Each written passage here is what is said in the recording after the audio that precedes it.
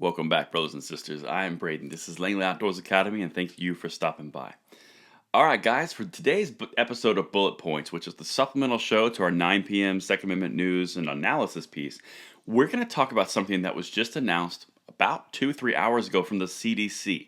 Now, this is important because I want to know what you guys think. Let me know in the comments field below, and everything's linked as well in the description. But I want to know what you guys think because this right here is something we've been talking about for a couple months now.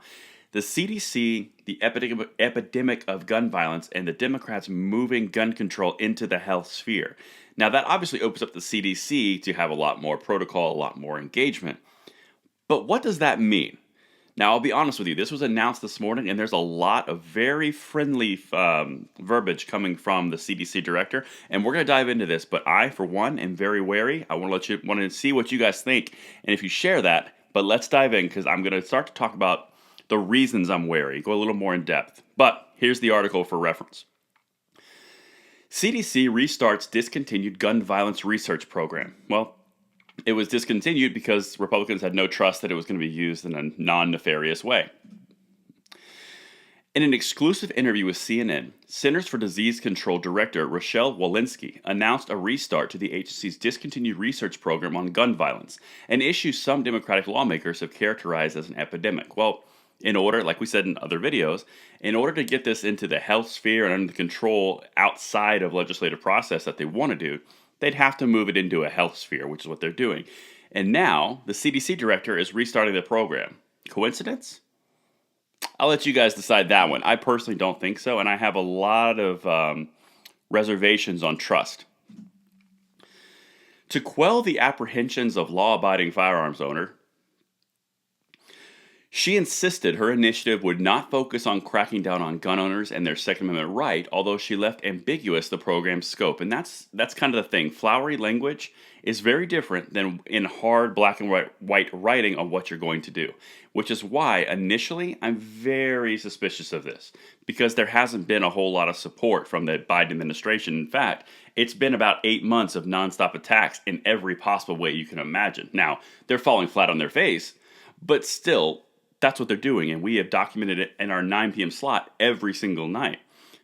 But I'm wary that they felt the need to say, no, this is for legal firearm owners. This is okay. This is for friends. Always beware of a wolf in sheep's clothing, my people. Generally, the word gun, for those who are worried about research in this area, is followed by the word control. That's because it is.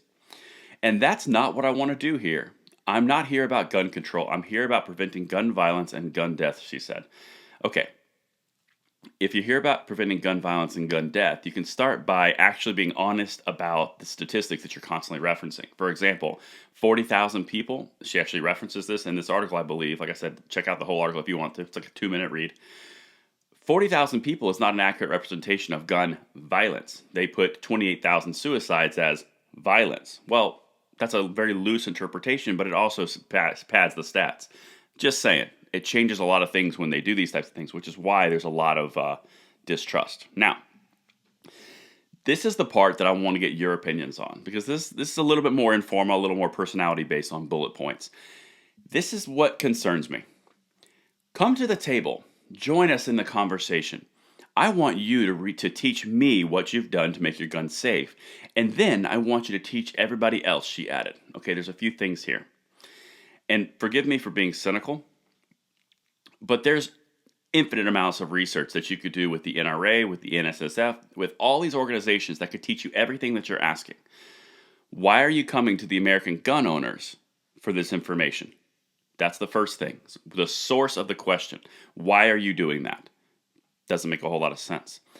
The other part here is initially, when I'm invited to the table by someone who's been appointed by Biden in a Biden administration and cabinet, which is adamantly against gun rights, I'm a little hesitant to trust that there's positive motivations.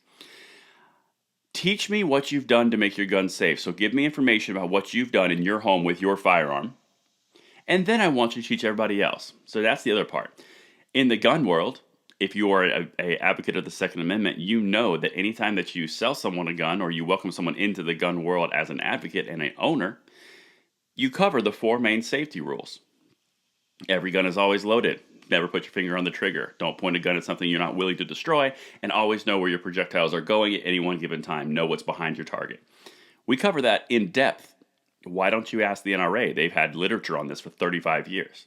And that's the part that gets really concerning for me, is because you're going straight to people. That kind of weirds me out, because these are pretty common sense rules. Walensky's decision signals an expansion of the agency's mission and potentially of its powers to address issues only tangentially related to public health. A CDC eviction moratorium, ostensibly installed to address the ongoing situation, was struck down by the Supreme Court on Thursday. And that's the other piece.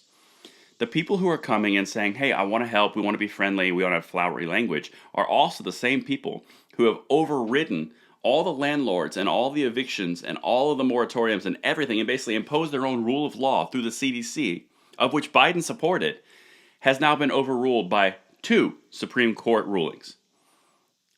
That's why I don't trust that you have positive intentions here, because you've already proven that you're going to step outside of the bounds for what you deem as the proper solution. And that's the big thing for me. They've already got a track record against gun control across the board. They've done this recently in different areas, eviction moratoriums, and now they're coming at us with friendly language and saying, partner and come to the table. Personally, the table looks great, but if it's got arsenic spiked all across the board, I'm going to not partake. Those are my thoughts. Let me know what you guys think in the comments field below. And until tonight, actually at 9 p.m., I'm Braden.